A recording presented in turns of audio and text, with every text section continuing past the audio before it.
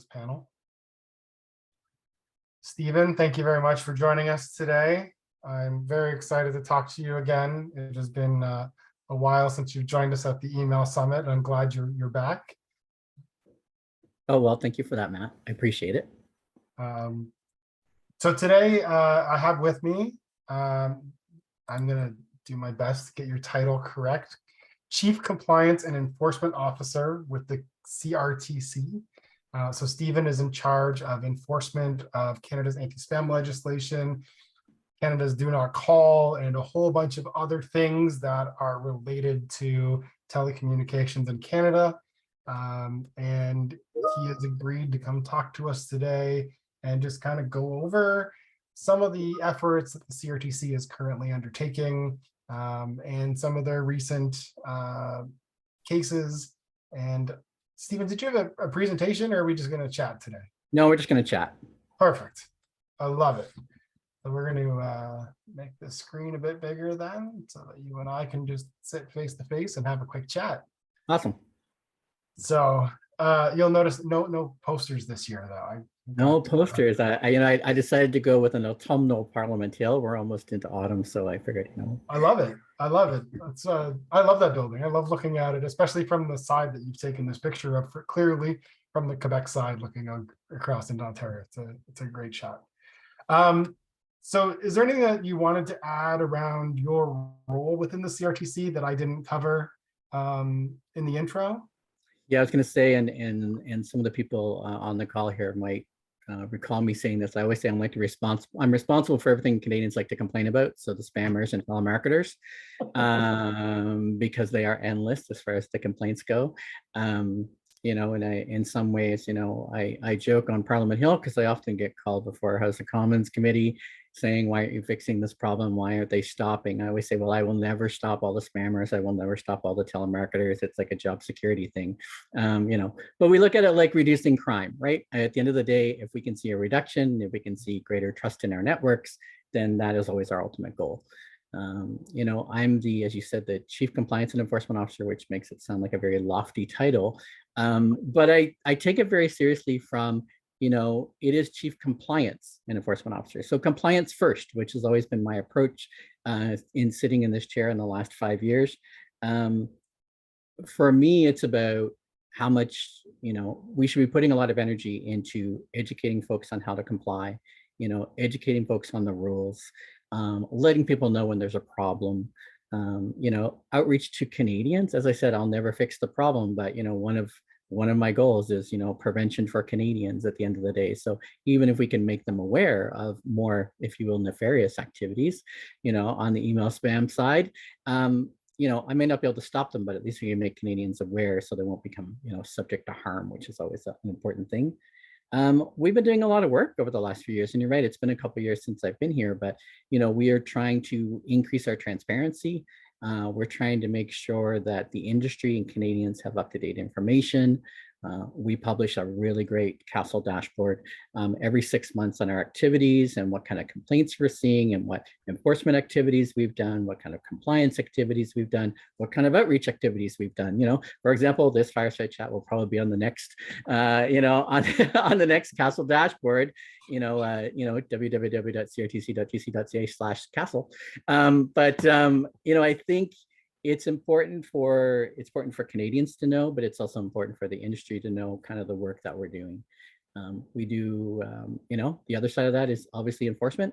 We've been working really hard on alternative case resolution, where we, probably collaborate more, participate more with what I will, call those who are not necessarily following the rules to the letter of the law, so that we can reach some agreements on how they can fix their Castle compliance, and how they can make sure that customers, your attendees here, get the best experience that they can, out of receiving email in their inbox. I love the way that you sort of described the effort of compliance first and enforcement secondary. And I will say, of all the agencies I've ever worked with within the government, your agency, the CRTC, is probably the most transparent and most easy to work with when it comes to, asking questions for, in this scenario, how would you? I appreciate that, Matt. We work really hard at that. I think you do a great job. You even have like a call helpline where you can call in and ask questions and leave messages and stuff. So, you know, looking back, and I know you have the dashboard up, I should have pulled it up, but That's okay. with the, with the dashboard, over the last few months, is there anything particular that you want to talk about from those enforcement actions, or any cases that are sort of standing out? Oh, absolutely. And we've had a couple of really great ones probably in the last 6-7 months or so. Definitely in the last year. One that might be most relevant to the folks here is we reached an agreement with Gap late last fall, and I would say it was kind of like my Christmas gift to consumers. And it's interesting, in the previous panel we were talking about, like, be careful what you do at Christmas time, and don't do anything rogue, right, at the end of the day. But we reached an agreement with Gap last year. A couple years before that, we had warned Gap, and we said, oh, by the way, we're getting a lot of complaints, that your unsubscribe isn't working, or that they didn't consent to getting your emails. What's the problem? So a couple years pass, we go to Gap and say, okay, this is still a problem. We're now launching an investigation. So I think that's that was the impetus to get Gap to all of a sudden pay attention. And perhaps, if I have any tips along the way here as I present, it's more like, when we issue you a warning letter, there's a reason. It's pay attention, because we are highlighting just things that we're seeing, right? We're highlighting, I get 6,000 complaints a week in our spam reporting center alone. So when all of a sudden we see this flood of activity for a particular company, we do kind of like, oh, by the way, we're seeing this, you may want to have a look. Right. I do go under the premise that, for, legitimate companies in Canada, operating in Canada, they all want to follow the rules. They just need to know how, and they need to know when kind of things are falling off the rails a little bit. Anyway, fast forward 2 years. So, probably last summer, we went back to Gap and said, okay, we're now launching an investigation because things have not improved. Gap was very cooperative and very collaborative. We got a lot of good information from them. They understood where we were coming from. We explained to them, like, where, the unsubscribe, for example, wasn't working, like, the link didn't work, or, it would take more than 10 days. Why am I still on the list? And, challenging. I mean, I say Gap, and I mean Gap Inc. So that's Banana Republic, Old Navy, Gap. Like, so there's, I was gonna say, I've shopped with my 9-year-old nephew. I've signed up for those emails just so I can get my 10% off, because it cost me a fortune in those stores. But nonetheless, it is not necessarily clear, what you're consenting to.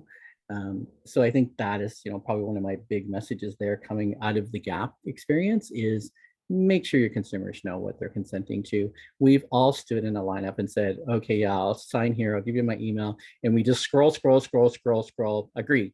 And, and we may have consented to receiving those emails, but we may not have as well. So, Right. I'm all about the fine print when it comes to that. So it's like, make sure people understand what they're getting, because we do get a lot of complaints, which are, I was going to say, invalid, because at the end of the day, I did shop there with my nephew, and I did sign away my life, and I said, sure, email me 3 times a day. Let me know what's going on. So, but make sure the unsubscribe works if you do that, right? That's Absolutely.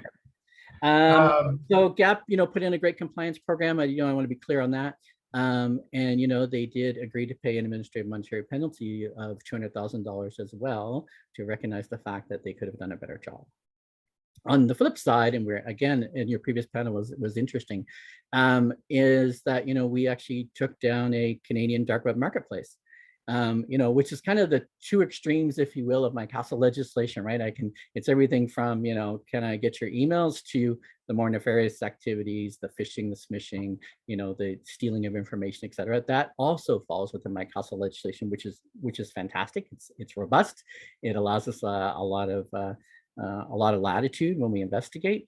But the dark web marketplace was a fascinating case where, we saw these, particular 4 individuals who were involved in impersonating brands, right? And that's a huge issue right now, which you may have talked about in the last day or so, is brand impersonation.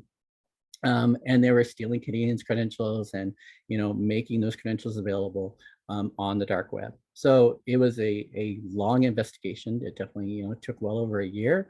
But we, did issue notices of violation against 4 individuals. We did reach agreements with those individuals after the notices of violation were issued.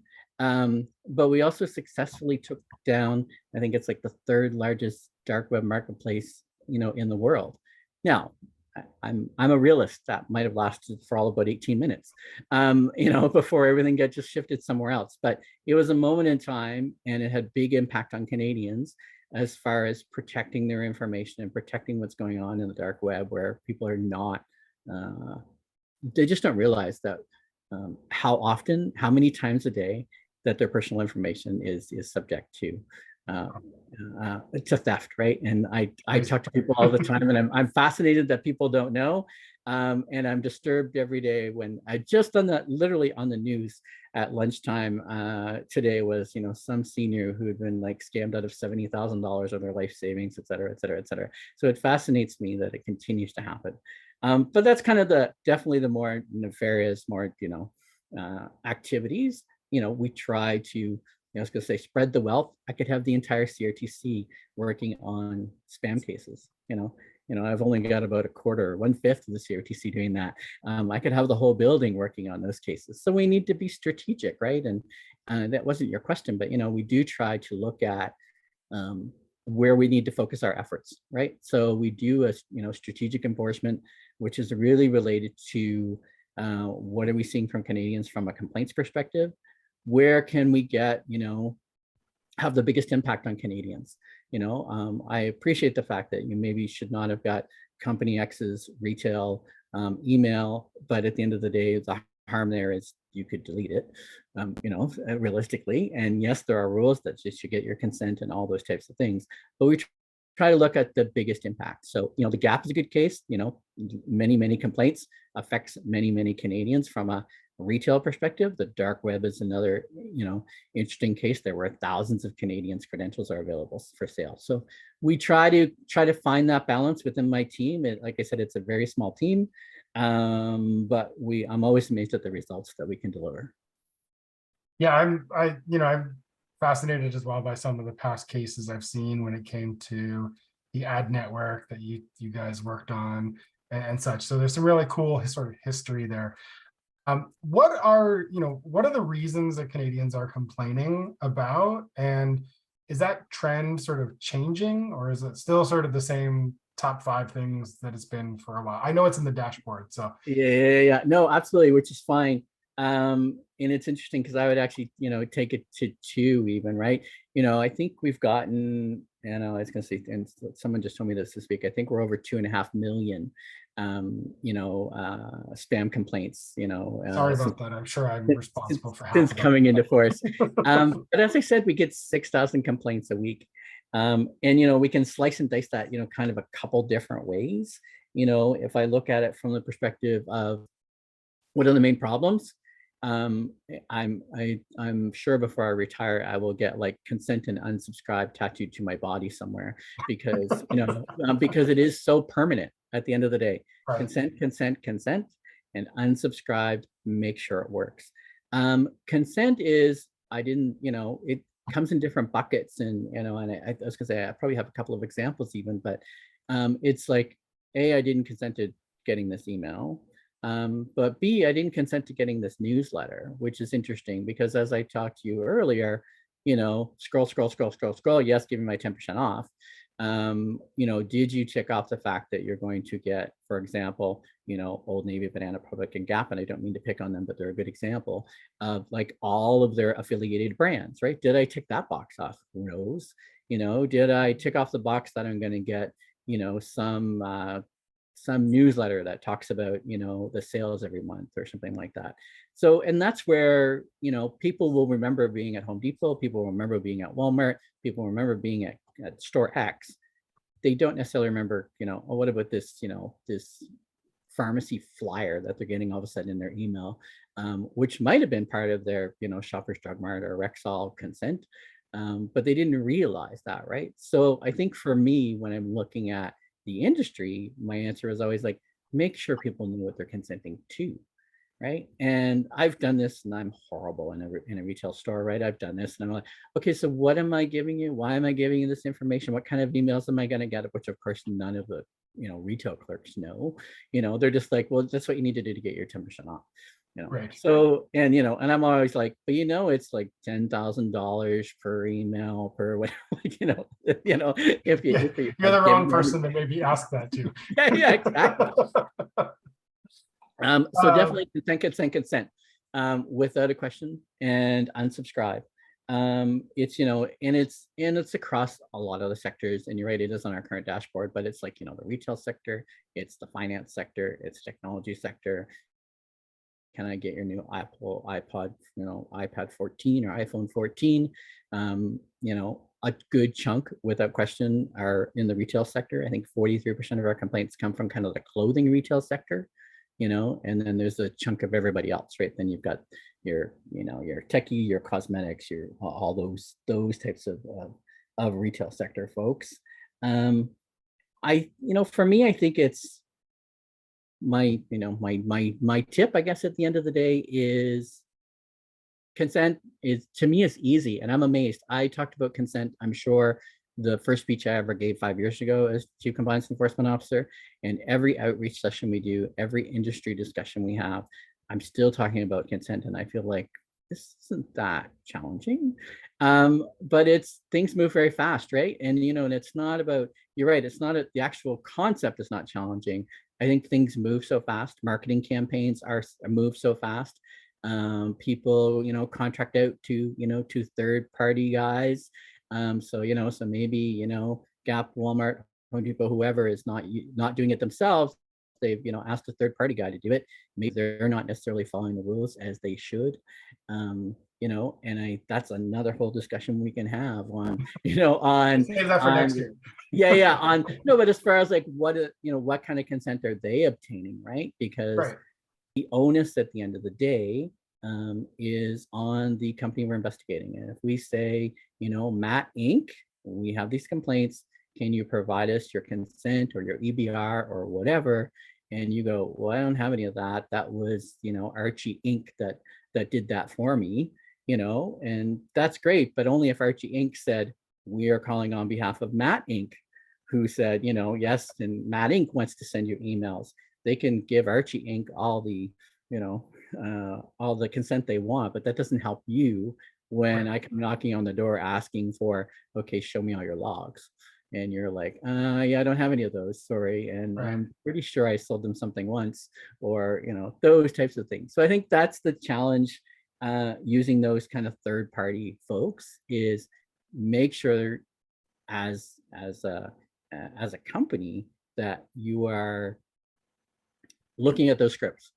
And I say, and whether that's the email scripts, and on the telemarketing side, on the telemarketing side, the actual voice scripts, to make sure that they're actually getting the consent that you need, that protects you when my folks come knocking, right? And and that's never any fun. I would be happy to never, do an investigation, to never launch a notice of violation and impose amps, because then that means actually everyone's following the rules, and my job is done. Great. In the ideal situation, when you go and talk to someone and say, show me your consent records, what would you want to see from them? Like, what would be the ideal consent package that somebody would have for you? Oh, you know what? Oh, and this is great, actually, because I've actually thought about it. Maybe I dream about it too much. You know what? At the end of the day, it doesn't matter how big or how small you are. It's like, just hand me the binder or the folder or whatever that says, oh, I contacted Stephen Harroun and he said I could send him emails at this address on this day forever. And what I also want to see is that, oh, by the way, Stephen Harroun contacted me the next day and said, remove me from that list. He effectively unsubscribed. I want to actually see that transaction. So I want to see that consent transaction, and I want to see the unsubscribed transaction, right, at the end of the day. But I also want that binder to have all of your compliance measures, right? I want, I want 5 tabs in this binder, so, okay, here's all the consent. Excellent. Next thing is like, oh, here's what we do for unsubscribe. And we test it every week, every day, and here's our measures for testing that, and here's how we know that it works. And when we get a complaint, because people will complain to the companies, this is what we've done. One of the biggest things we hear all the time is that I reached out to Matt Inc. and Matt Inc. doesn't email me back. even though I've told Matt Inc., I've unsubscribed, I've done this. Yes, I gave you permission once. Why are you still emailing me? And you ignore that. It's like it goes into, I don't know, a spam folder that nobody wants to look at. But I think that's probably one of the most frustrating things, because by the time they come to the CRTC, they're already frustrated because they couldn't resolve it themselves, right? That's the other thing. So I want that binder to have, here's all my consent, here's all my unsubscribes, here's my compliance, processes. So whether that's, we know our unsubscribe works because we test it every week, and we know this works. And here's our information management, right? At the end of the day, you're going to say, how long do I have to keep these records? As long as you're emailing them, So if I've given you consent and I've forgotten, and I was going to say it's some old Gmail account that I never ever log into anymore, but at the end of the day, as long as you have consent, you can keep emailing that forever, until I tell you otherwise. Express So consent. yeah, express consent, exactly. Okay, we won't even get into that. But yeah, Okay. The only reason I said exactly. that is because there was a question that came in when it talks about relying on implied consent. What types of information should you put for the implied consent? Absolutely. Oh, and this is a really good point, and it's funny. I'm glad that you said that and interrupted, because this is really easy. This is another thing that, in a big company, I feel like this is easy because it can all be automated. And in a small company, at the end of the day, if you've got a list like literally beside your computer and you handwrite it, I'm okay with that. Like, there is no preferred format, right? I'm always like, keep an Excel spreadsheet, do whatever if you're a small mom and pop shop, because I get that all the time. I've got 15 minutes to deal with Castle a month. Tell me how to do that, So it can be like a simple little list. But that's a really good point, right? So I've sold you something. Now I can email you for the next 2 years. That's great. Like just basic concept is, okay, put a little flag 2 years from now, or 1 year and 11 months from now, and then email them and say, oh, by the way, you haven't bought from us in a while, but I know you read our emails, and I know you like our sales, and I know you want to know about our products. Can you please, provide us consent so we can keep emailing you? So it's, and that's the other thing, right? EBR's ended 2 years, and you'll be amazed at the number of people who actually, I feel like it's like they've marked it themselves. It's like, 2 years plus a day, they're emailing me. They can't email me anymore. I haven't bought anything from them in 2 years. So we think Canadians aren't necessarily, paying attention to those things. Some of them are. And they don't have to wait that long, right? But they don't have to wait that long either, right? I mean, yes, 2-year EBR, but you can email any company at any given point in time and say, that's great, I bought that whatever, tool from you 2 years or a year and a half ago. I no longer want to receive these emails. And that's where unsubscribe comes in again, right? At the end of the day, make sure it's functional, make sure it works, make sure it's easy, and make sure it's like, 3 clicks and you're done, and it's 10 days or less. Yeah, and I think if you're out there and you're talking to your email service provider, this is not a question for Stephen, it's a comment for the audience. Talk to your email service provider about making sure that they implement list unsubscribe header in your messages, both the email and link type list unsubscribe header, because you will see in many of the email platforms, they will surface a button at the top that says click here to unsubscribe. So they will make it easy as well. And 100% of the time, as a deliverability professional, I want someone to unsubscribe from your list instead of reporting it as spam, either to Google or Hotmail or Yahoo or to Stephen's team. 100% of the time, I want you to get an unsubscribe over those other options. So as Stephen said, make it extremely easy. For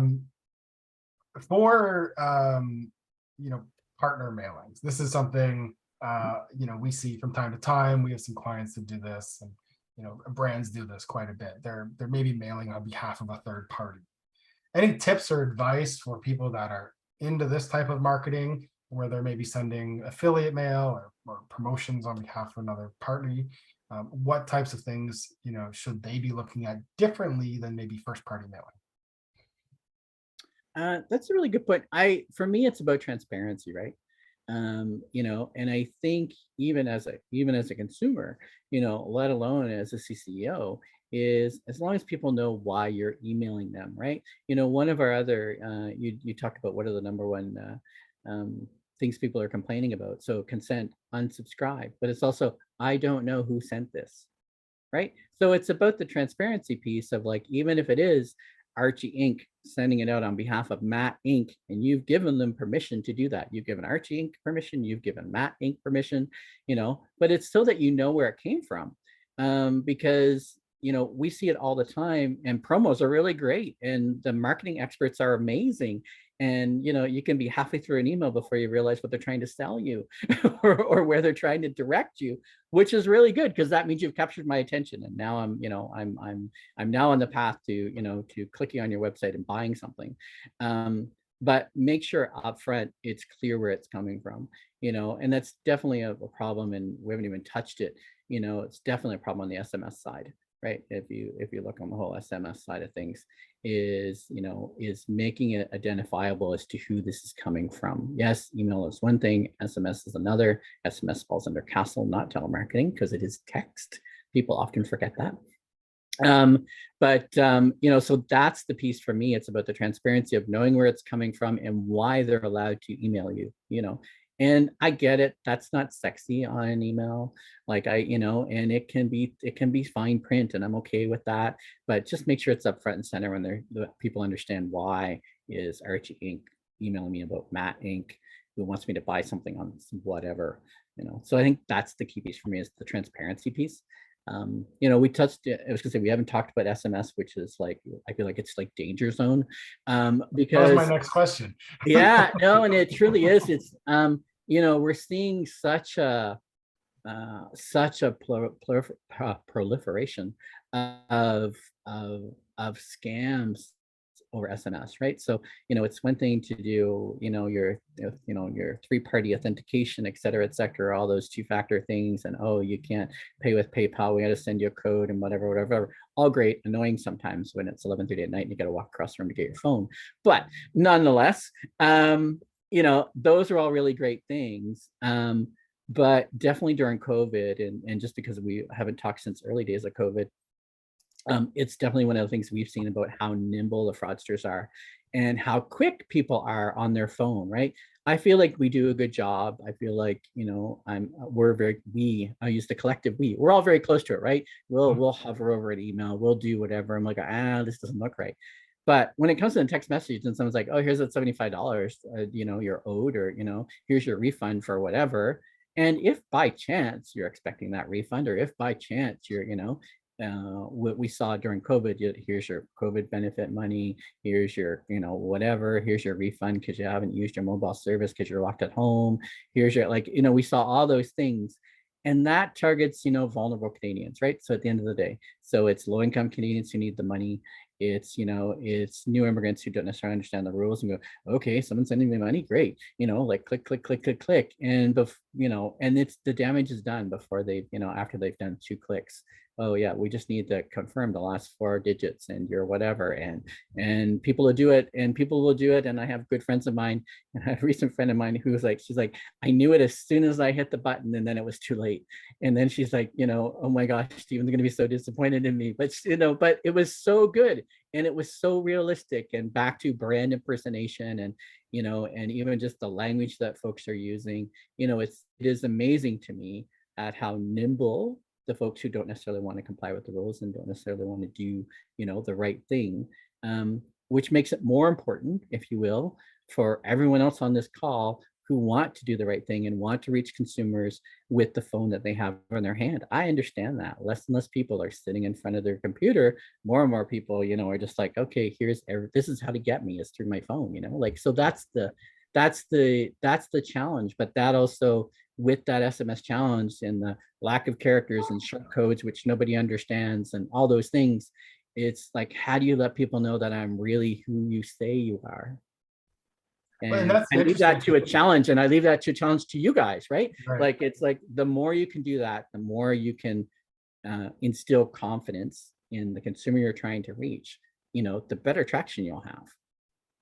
And it's amazing the market difference, since I work for a global company now, in regards to the reliance on SMS in other regions for marketing and communications from brands to consumers, that you don't see in North America. It's like we've been much slower to adopt it, or we're much more skeptical of it compared to other regions around the world, where, in India, where our head office is, basically you can't do any banking without your mobile phone in your pocket because they're going to send you a PIN code every time you try to do anything. Right. Right. So like it's the reliance is completely different.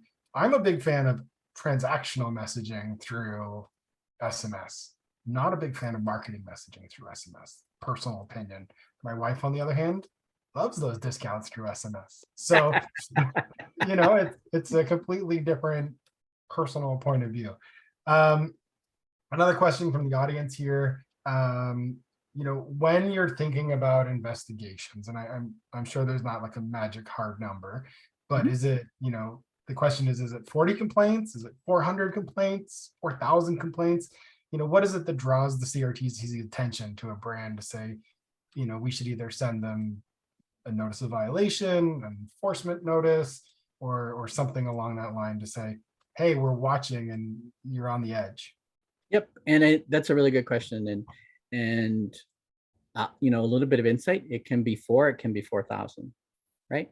And back to, impact on Canadians, if it's 4 a day and it's the same complaint, not the same complainant, but it's the same complaint, and we're seeing that, or it gets worse, one day it's 4 and the next day it's 8 and then it's 12 and then it's 16 and then it's 200, that definitely captures our attention. I think what I'd want to highlight is we are complaints-based for sure. I would suggest that we are in intelligence-based enforcement, right? So the complaints we receive, 6,000 a week, that is one piece, right? We also gather intelligence from other external sources. We also, get tips from law enforcement agencies. We also have partners around the world, right? I would say the greatest line someone gave me was like, it takes a network to defeat the network, right? So it's, Absolutely. so it's, I think it's all the other pieces, right? We've had universities, we have a really great relationship with the banks in Canada, because the banks are seeing like huge losses. Like the fraud teams in some of the banks are bigger than, are bigger than my organization. They're bigger than the CRTC, right? Because they lose millions and millions of dollars a day, right? So for them, it is hard to get traction sometimes with the RCMP or with another law enforcement agency, because it's one more on the pile. Whereas from the CRTC perspective, from that impersonation perspective, from a phishing, smishing perspective or whatever, we actually have a little bit of a lever, right, under CASA, where we can help the banks with that issue. So I say we're intelligence based, it's not just complaints based. So, we do a lot of cross-referencing, and we deal with a lot of federal government partners. We have the Anti-Fraud Center and we have NC3 and all those folks who kind of, where we're able to A, glean information, B, we're able to deconflict, right? At the end of the day, I'm a civil regime, the last thing I want to do is, I was going to say infiltrate, which sounds like a really horrible word when I say it like that. The last thing I want to do is mess up a huge criminal investigation, right? Right. Despite the fact that we might be getting complaints and it might be related to some nefarious drug activity or gun activity or whatever, the last thing I want to do is, toss the apple cart there, because all of a sudden we start asking questions as the administrative tribunal under Castle, right? So, we do a lot of deconflict as well with law enforcement, because we're like, are you seeing this? Is this something, or they will send stuff our way saying like, this is nothing we're ever going to touch. But we're seeing it as a huge issue. So, so we use various sources to arrive at we're going to launch an investigation on, 99% of our investigations on legitimate companies. And I say that because there's probably a 1% where that's not the truth, is we always outreach first. We always, call the company. We call Archie Inc., Matt Inc., whoever, and say, oh, by the way, we're seeing some complaints. By the way, we'd like some additional information. And I am blessed with legislation that gives me lots of powers, right? I can demand information. I can demand to see things, and I want this and I want that. And my folks are, we don't do it in an obscure way. We're very upfront. This is what we're seeing. This is what we're hearing. This is why we need this information from you. Can you please provide it? So a lot of our work under Castle are, I was going to say, pleasant negotiations, right? And yeah, it's no fun at the end of the day when, okay, you've broken the rules and there are some challenges to that. And what are we going to do about that and how are we going to fix it? But most of the time, they're very agreeable discussions, and we land on a place where this is the compliance program that I need you to put in place. On the more nefarious activities, and I talked about our what I call a really cool dark web case, because I think it's phenomenal that we've been able to do it under kind of our castle legislation. Obviously I wasn't knocking on the door of the dark web guy saying, oh, by the way, I see some activity that I don't like.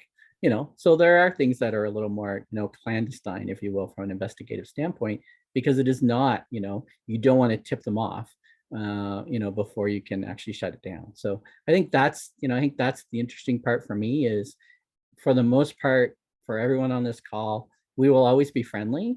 And I would say until we're not, which sounds ominous, but we will always be friendly, and we will always try to get to a place where we at CRTC look at the rules and say, this is what you need to be doing. And you say, okay, maybe we messed up here. Or, oh, we should have been paying attention. Or, our tech guys didn't notice unsubscribe didn't work for 6 months. Mea culpa, we'll fix that, et cetera. So, for the most part, we're friendly. We are civil, and I say that from a civil regime. It's not a criminal regime. And that also allows us a bit of latitude in that it's not beyond a reasonable doubt, which would be under a criminal regime. And a civil regime, it's like, it is most likely that this is happening, and how are you going to help me fix it? So we usually do reach out and say, how can we fix this together? Most companies are welcome that discussion. Others, a little more challenging. Before we get to the question from the audience, when you're dealing with companies that maybe don't reside in Canada, and I know that there was that case with Ancestry in Ireland a couple of years Absolutely. back.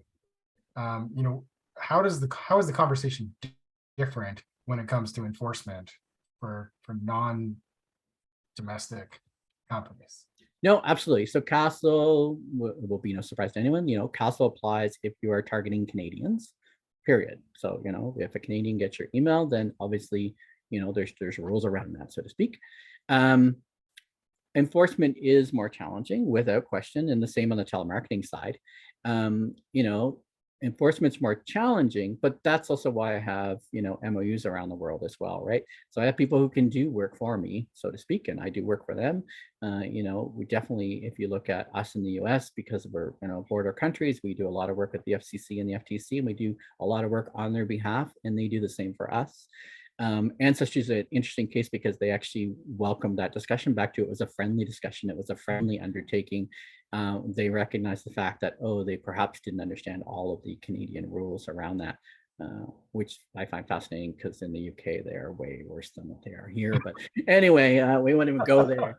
But maybe they were spending all their time on the UK rules and not enough on the Canadian rules. But I think the enforcement piece is challenging. And one of the things, which we haven't actually talked about, and I realize I'm a talker, and Matt and I could do this for That's hours. good. We got 6 minutes. We're good. One of the other ways, I've got a suite of tools, I've talked about compliance and I've talked about enforcement, but we also have regulatory policy, ways to fix these problems. And that is the benefit of being an enforcement arm within the regulator is, if I look at our recent decision on blocking botnets, that is also another way to kind of fix the external side, right? And we're doing this on the telemarketing side as well. I know that's not our focus today, but if I look at the botnet decision, it's about putting in place that framework where those emails will never hit your inbox, which to me, the impact of that is tremendous. Right. And, we know there are no good botnets. Now, maybe some of your folks will tell me there are, but for the most part, there are no good botnets. They're there to do bad things.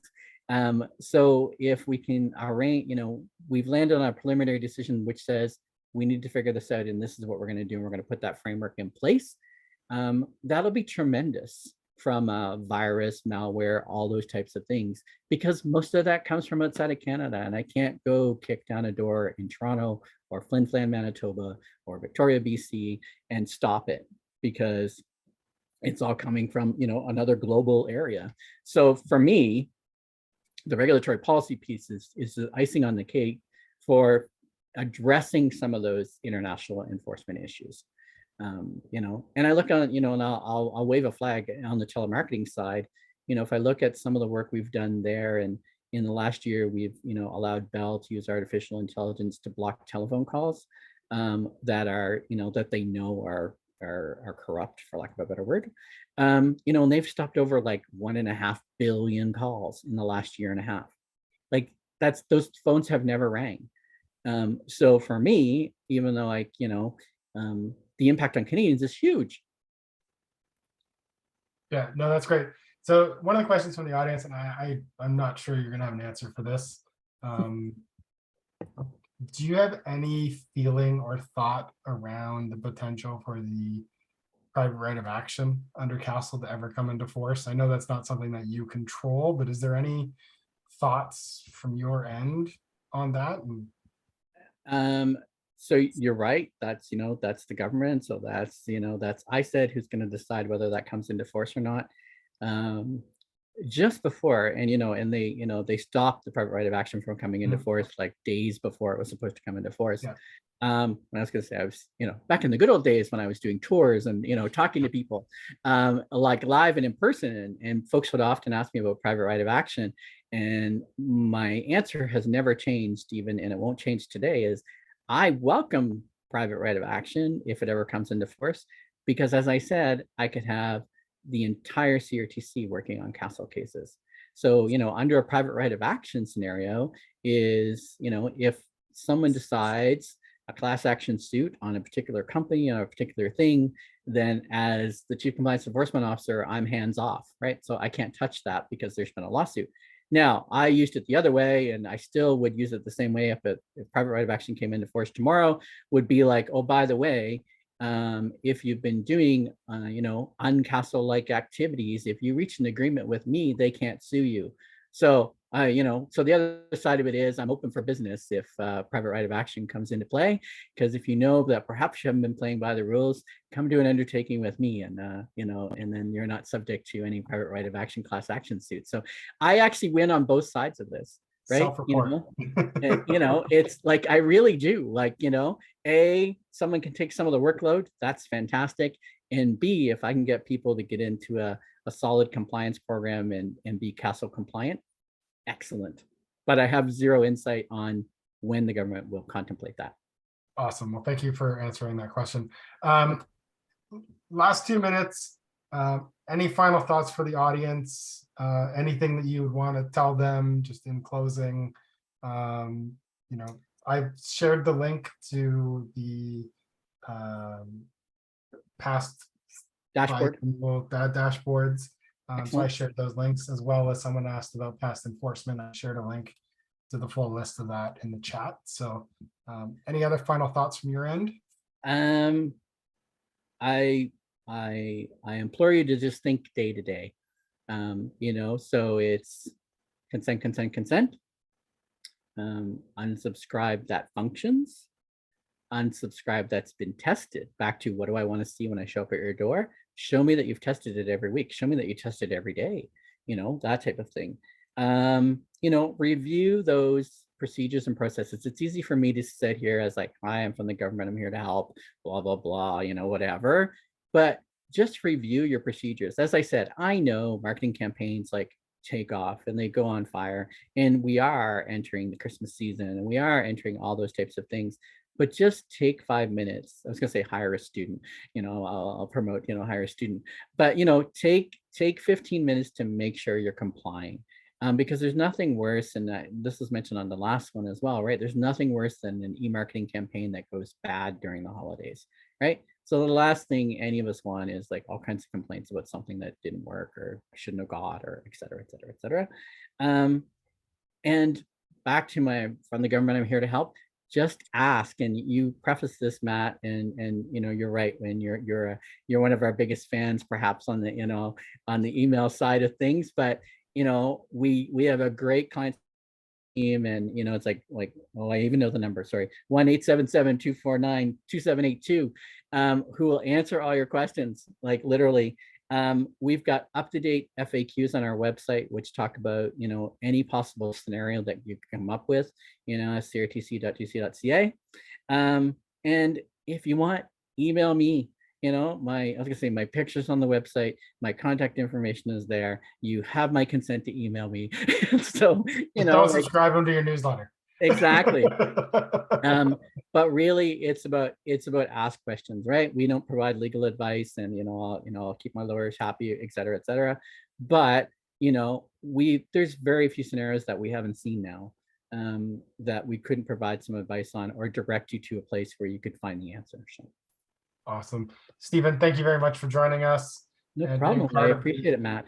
email summit. I love when you guys join us. Like I said, one of the most transparent agencies that I've worked with in the Canadian government. So I'm going to move on to our next session, though. Great. It is time, but thank you again, sir. Always a pleasure problem. talking to you. Thank you, Matt. We'll talk Look soon. forward to the next time.